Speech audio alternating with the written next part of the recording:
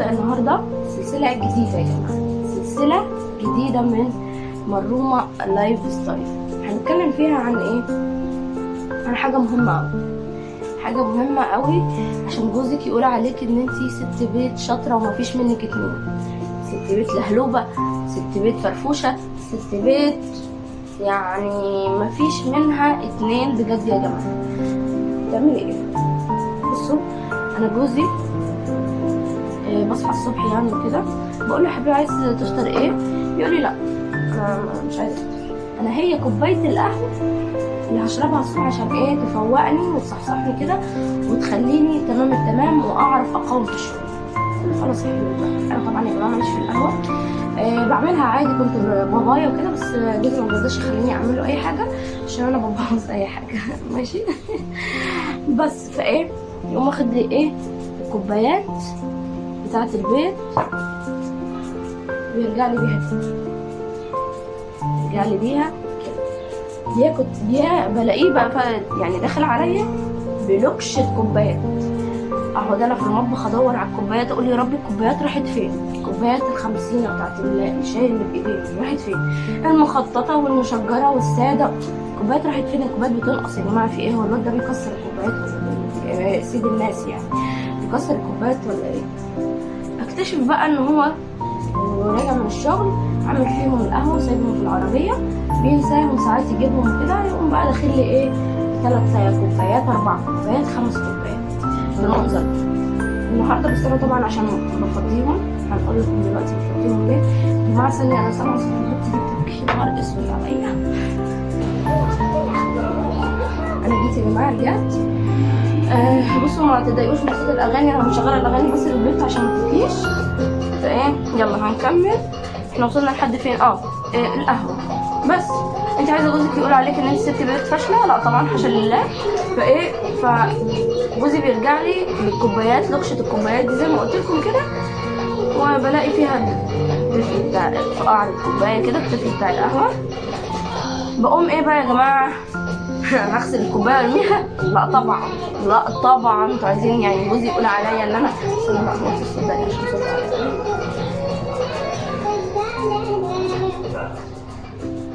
بس تمام يا جماعه.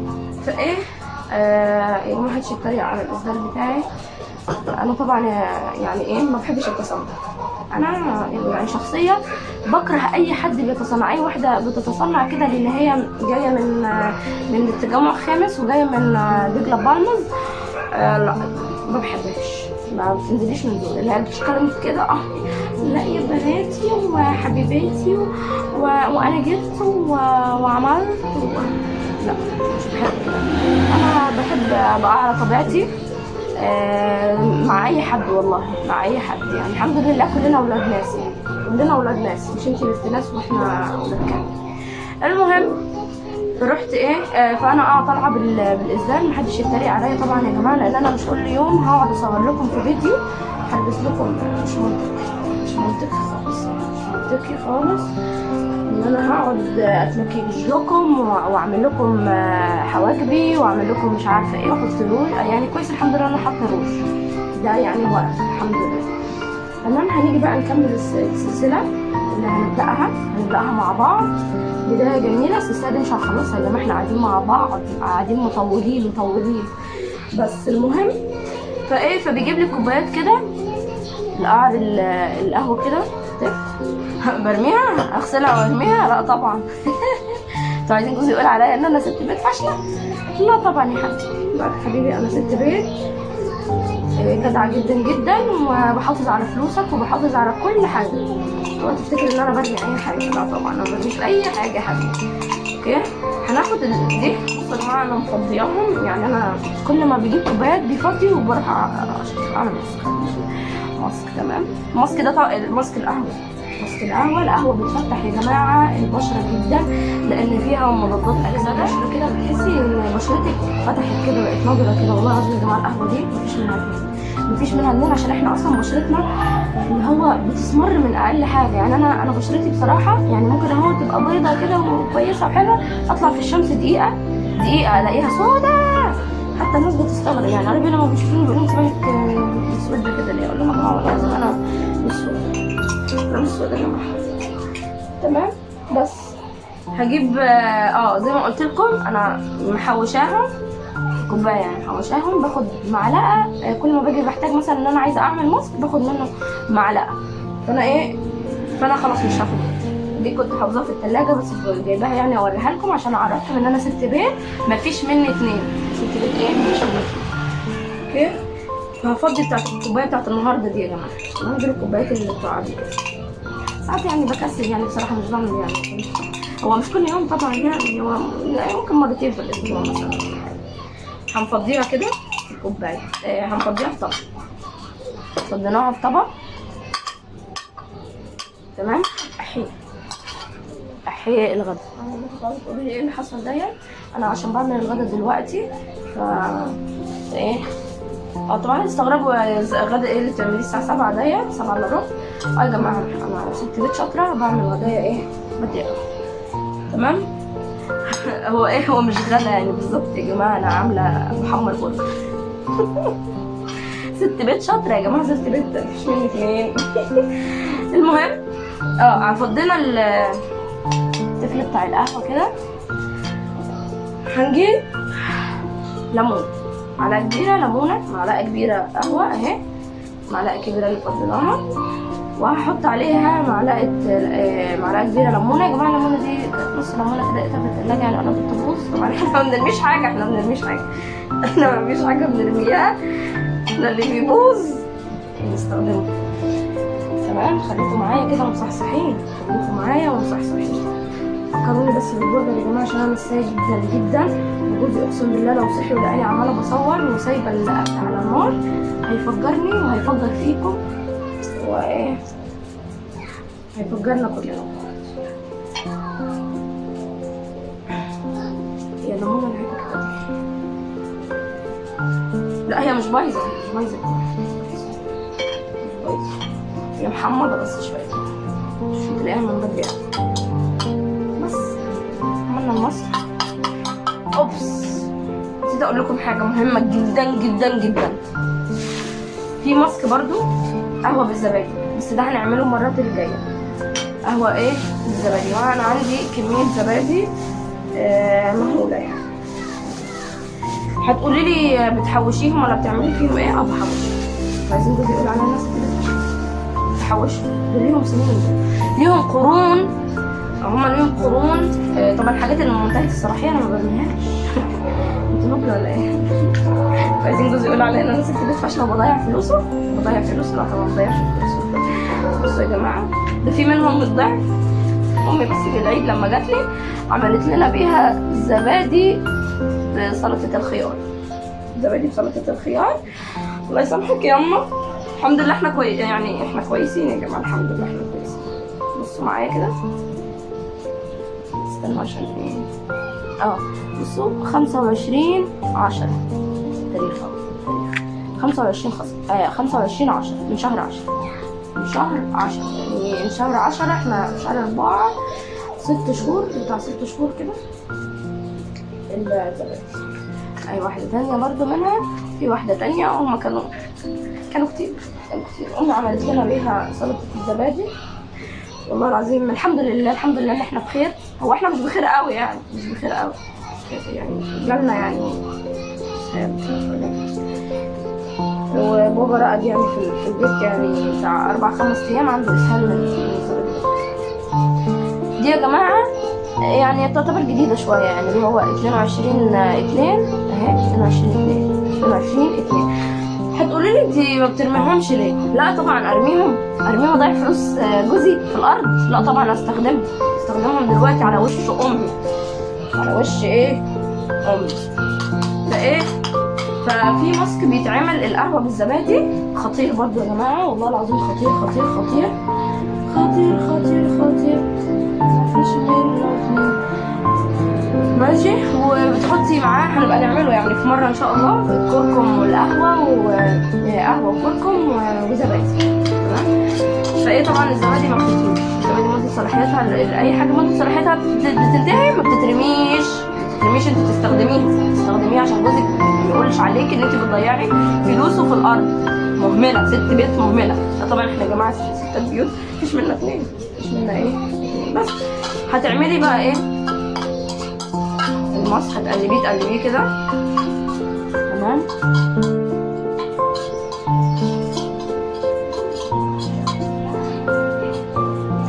البرجر المهم بقى يا جماعه، زي ما قلت لكم كده مفيش حاجه ايه احنا بنعملها. هلا النضاره مش هشوفكم طبعا عشان ما بشوفش، بس يا ماما اتفرج على التلفزيون. تمام. بصوا هو انا يعني بشرتي يعني ما فيهاش حبوب، ما فيهاش حاجه، بس ايه هي مطفيه.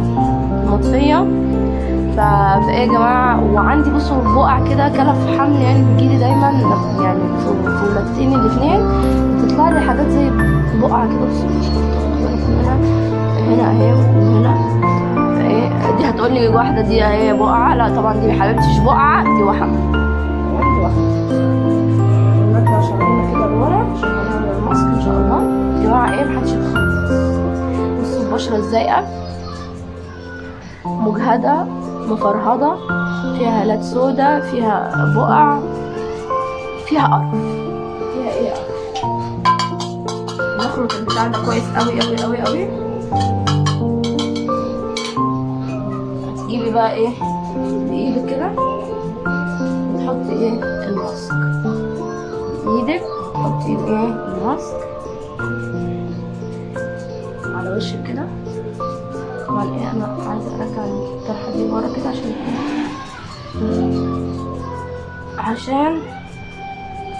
الماسك ايه ده كتير قوي، لسه ما عملتش ده كله. المهم مش مشكله، هنعمل القش. نركز على البقع. لو حد يا جماعه عنده حل لأم البقع دي ما بتروحش والله يا جماعه، مهما بعمل في ماسكات وبعمل في قله ادب ما بتروحش.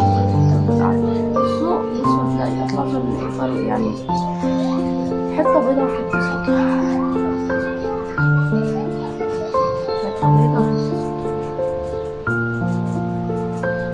احنا طبعا يا جماعه طالعين من حق من الولاده، مش طالعين يعني بقالي بتاع 6 شهور يعني برضو اللي هو ايه ما بداتش يعني عملت حاجه. عايزه بحب ان انا ايه اهتم بنفسي كده بعد ما بولد، عشان طبعا انتوا عارفين الحوادث اللي بتحصل في الحمل. حوادث جسمي ده كانه دخل فقر. ماشي اهو نوزع اهو.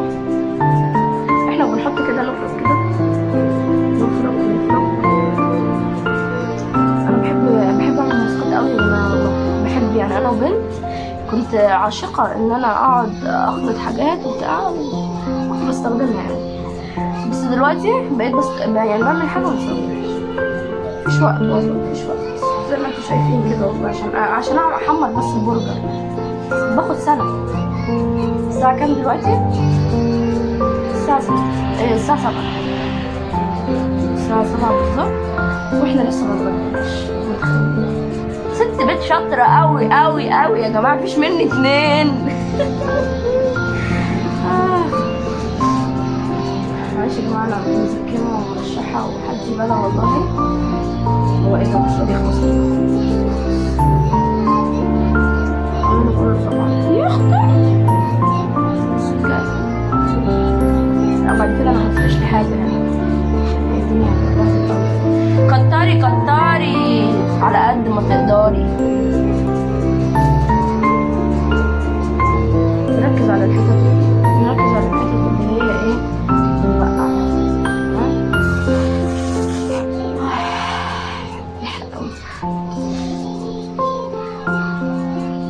لا ما تفتكروش ان هو بيحرق يعني عشان الليمونه بايظه. الليمونه مفيهاش حاجه والله، بس انا بشرتي حساسه تستحملش. بس طبعا مش هرميه يا جماعه، مش هرميه. بصوا هعمل كف ايدي برضو يعني مساوي كده شويه. فايه فهحط فيه مش هرميها. عايزين جوزي يقول عليا ان انا ست بيت فاشله. مفيش مني اتنين، مفيش مني. كتري على قد ما تقدري. ايوه بقى الله عليا. معاكي كف ايدك كده عشان كف الايد دايما بيبقى ايه معفن اوي. يا رب جوزي ما يصحاش عشان ما يتخضش من المنظر ده ويطلع يهرب.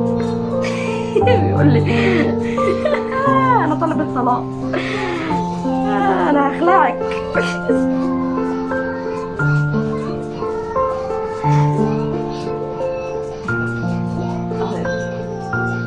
هاخد من هنا شويه عشان اقول كده. طب نكمل لما بيحرقش اهو. عملنا الماسك، هنسيبه ينشف شويه ونقعد ندردش بقى. وانا مش عارفه ليه حطيت من جوه، بس عشان انا اي المهم الاسدال اتبهدل والدنيا كلها اتبهدلت. كله لك لعيون متابعيني ومشاهديني. اوعي تنسي اللايك وتنسي السبسكرايب وايه والاشتراك في القناه. هنسيبه بتاع 15 دقايق ربع ساعه كده ونقعد ندردش مع بعض. طبعا يا جماعه زي ما قلنا سلسله ما ترميش حاجه، كل حاجه هنستخدمها. ما ترميش حاجه، كل حاجه هنستخدمها. مفيش حاجه. بصوا علب بتفضى عندك ما ترميهاش. يعني بصوا انا عندي ايه، علب الكريم بتاعت السلوخات بتاعت العيال، السلوسان. بالمناسبة يا جماعة الكريم ده تحفة تحفة تحفة تحفة، بس هو ايه سعره بقى معدي، يعني بقى غالي جدا. ده اللي فحت يعني. هو بصوا كان 165، دي علبة قديمة. بجمع العلب يا جماعة، بجمع العلب زي ما انتوا شايفين كده اهو. دي علبة الثانية والثالثة، وفي واحدة بس فيها لسه علب سودو كريم. كل العلب دي ايه فاضية، ايه تصدقوا فيها حتة علب سودو كريم الصغيرة. بصوا مفيش اي حاجة بتترمي، مفيش حاجة يا جماعة معايا تترمي. نهار اسود ده بتتصلي بس حط فيها، بديها لها تلعب بيها. مش بديها لها تلعب بيها، انا باخدها منها بعد كده، بس ايه بحط بقى فيها ماسكاتي حاجاتي. بصوا اي حاجة هنحتاجها في البيت هنحتاجها. مخليش جوزك يقول عليك ان انت ست هبلة بترمي الحاجة. عندكم اهو ده كان غسول برضو، كان غسول حلو المناطق الحساسة، بس هو باظ. يعني هو ايه من النوع الغالي، فانا قلت ايه وحياة امك ما انا رمياكي هخليكي هستخدمك، احط فيك اي حاجة هستخدمك. علبة برضو كريم جلوسيد فاضية برضو. يعني يا جماعة انا غاوية اعمل الحاجات دي واشيلها. علب الحاجات اللي احنا بنشتريها من بره اللي هي الحلويات، السينابون وقفات السينابون وإشي مش عارفة اشطوطة وإيش اشطيط برضو بنلمها. ثواني يا جماعة. ايوه يا جماعة انا بياكلكم تاني. غسلت ايدي طبعا عشان ايه، عشان اقدر اشيلها. بصوا يا جماعة الفرق، بصوا والله العظيم ايدي بقت حلوة وناعمة. احنا عايزين ايه بقى، نقعد مع بعض. خلاص بقى العيال هتخلص امتحانات وبتاع والشغل ده، هنقعد مع بعض. انا حركت بايدي بتاع ده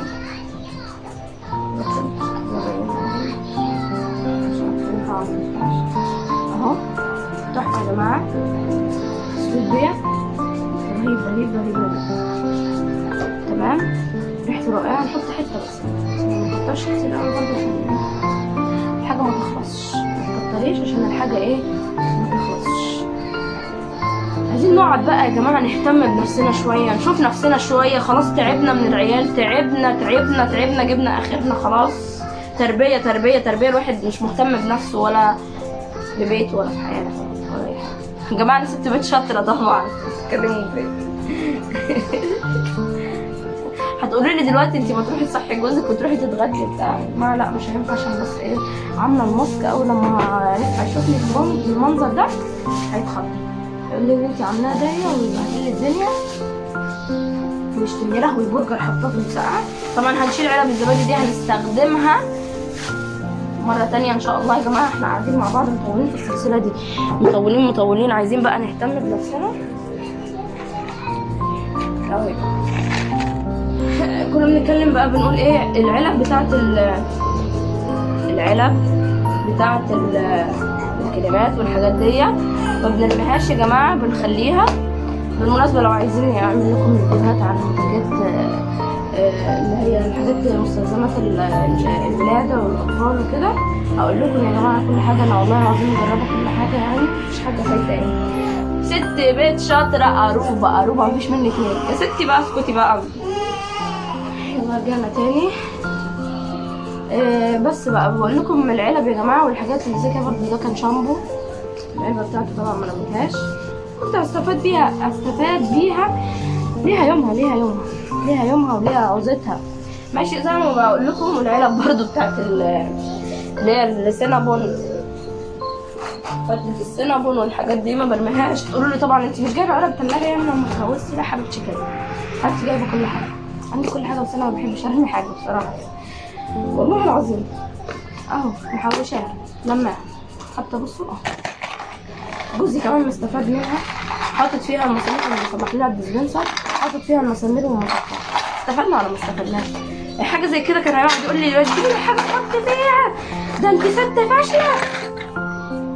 برضه دي حاجه تفوتني، ياخد طبق من بتوع الاكل يحط فيهم؟ لا، ما هي العلب دي استخدمها طبعا، بستخدمها في الخروج يا جماعه والله العظيم. وقت مثلا يجي لي حد عايزه اديله حاجه بياخدوا العلب ما بيرجعوهاش، عشان كده انا بحفظها. بياخدوا العلب ما بيرجعوهاش، فانا بقوم احتفظ بالحاجات البلاستيكات ده. اطباق الفلين اللي هي بتاعت اللانشون الجنيه. يا ماما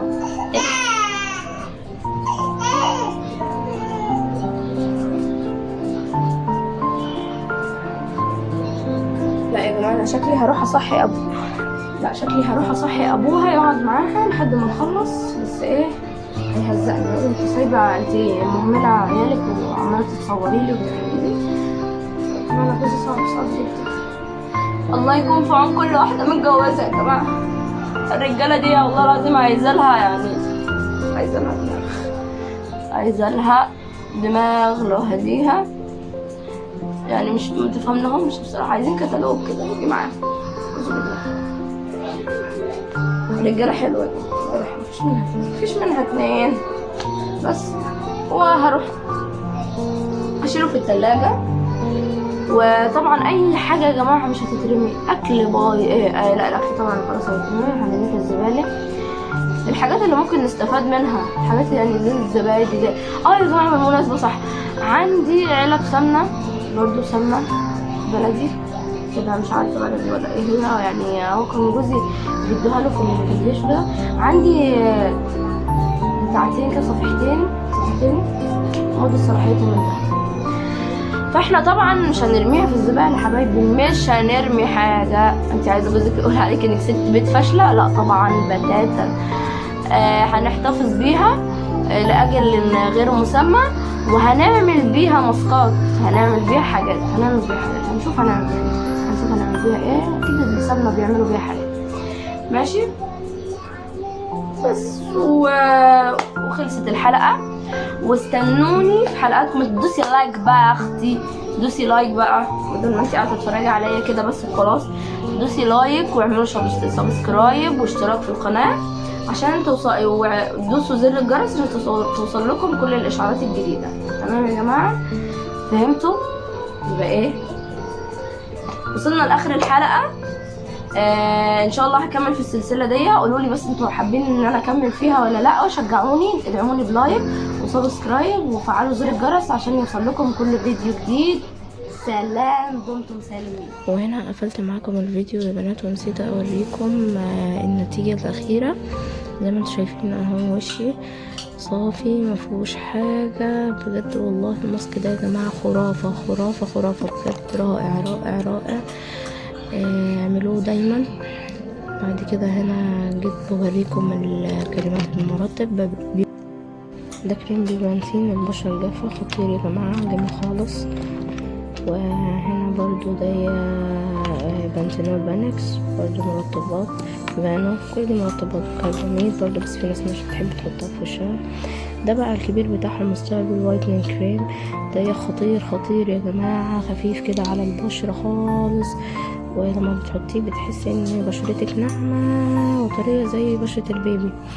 بجد بجد يعني جميل. بصوا هو انا يعني مش ما استخدمتوش لسه في التفتيح، لان اي حاجه في التفتيح لازم تنتظمي عليها. انا بصراحه من النوع اللي انا بحط الحاجه بس مش بنتظم عليها، يعني احطها كل فتره والتانية كده، يعني فين لما بخرج بس. وده وصلنا للاخر الفيديو. اعملوا لي اشتراك وسبسكرايب.